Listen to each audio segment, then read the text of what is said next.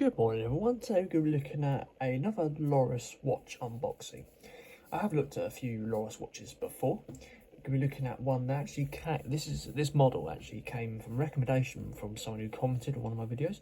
So thank you for giving me this suggestion, and from the initial look at the watch, I am looking forward to doing it, to be fair. So yeah, let's get right onto it, shall we? So initial look at the box, we've got a nice white and sort of a grey theme going on here. The overall watch box, there's not a lot of detail to talk about with this. It's very sort of simple and does the job.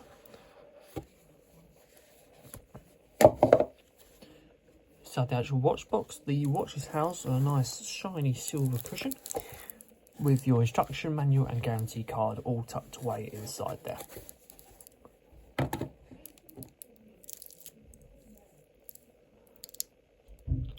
So here we go guys, this is the Lorus Casual RU405AX9.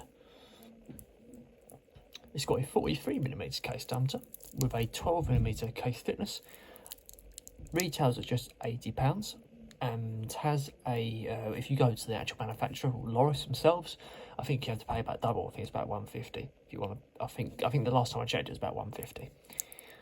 The actual weight of the watch does weigh 150 grams. So it's got a decent weight to it. Probably weighs near enough the same as the Rolex Air King. And then I had to do a little bit of digging into this one, because when I looked at this watch initially, I was a bit confused on sort of how it was working really, because you can have a sweeping movement but have a quartz battery.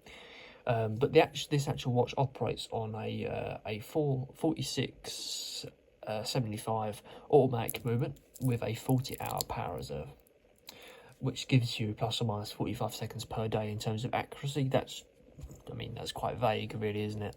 Not much detail on that. You probably have to wear it for a little while just to test it out. I think Amazon does offer some good return policy in terms of you can wear it.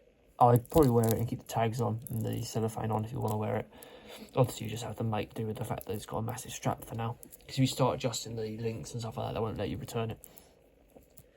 So look at the actual face of the watch, that transparent style dial with where you can see that date dial movement in the back there, and the movement of the automatic movement in there as well. You can't actually see it in a great amount of detail, but if you notice, you might be able to see this on the camera. But you can see on that little dot there, if you go to the automatic 10 bar, then go up to the little screw, then that first dot above it, you can see a little tiny bit of movement in there. It's not noticeable really. You might be able to see it on different angles. There you go. You can see it in that dot there. You can see a little sort of pulsing. You can see a little tiny movement in the back there. Sorry guys, just bashed my camera. Yeah, so you can see a little tiny movement in the back there. But that actual dial is classed as transparent style sunburst blue.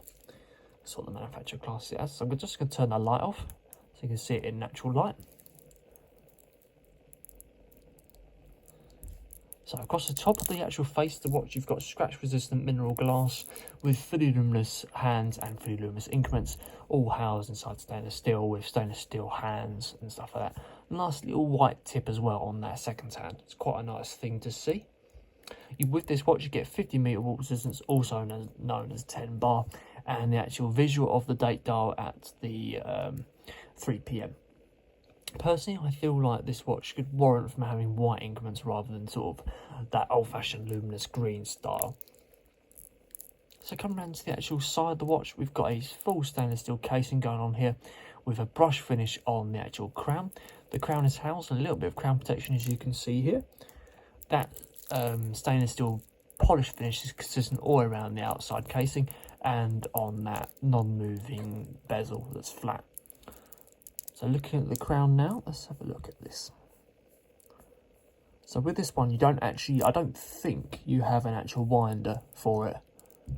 I think it's fully self-winding, so it's powered by the motion of your wrist. So you probably have to wear it all the time. But you have two positions. Let's have a look at the second position now. So this second position, when you rotate clockwise, you can see that the hands rotate round in the same manner. Nice strong bit of resistance on the actual watch. You rotate counterclockwise as well. That moves your second hand back a little bit as well. Now this is where I'm a little bit unsure, because I don't massively understand all mag watches and the movement. But if you're doing this, does this also wind the watch as well? I don't feel like it does, because there's no sort of winding going on. But how would you wind this watch? Because in the original reset position, if I shut up for a second, you can't hear anything going on.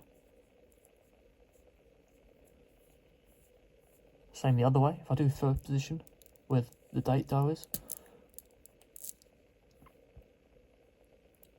Speaking of the date dial, that's got a nice movement to it as well. Nice secure click. But anyway, back on the other movement, you can't hear it. You can see a little turn dial there, but that's for the date dial. So I don't know how you wind it, but I think it's just powered by perpetual movement. Come down to the strap then. So the strap follows the inspiration from an Oyster Petrol style strap.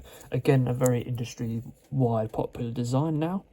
The strap width is roughly 22mm in width. If you want to change that, you need a 22mm strap.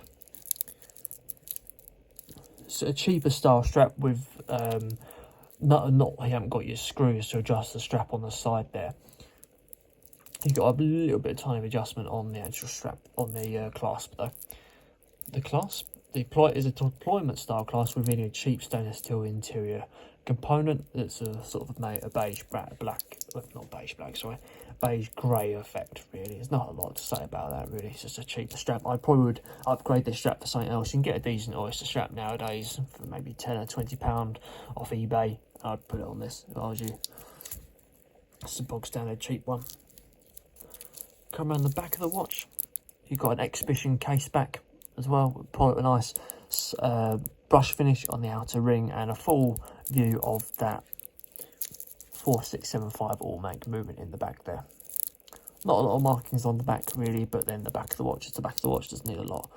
There's no quick release on the strap either, so you will need a little tool just to remove those.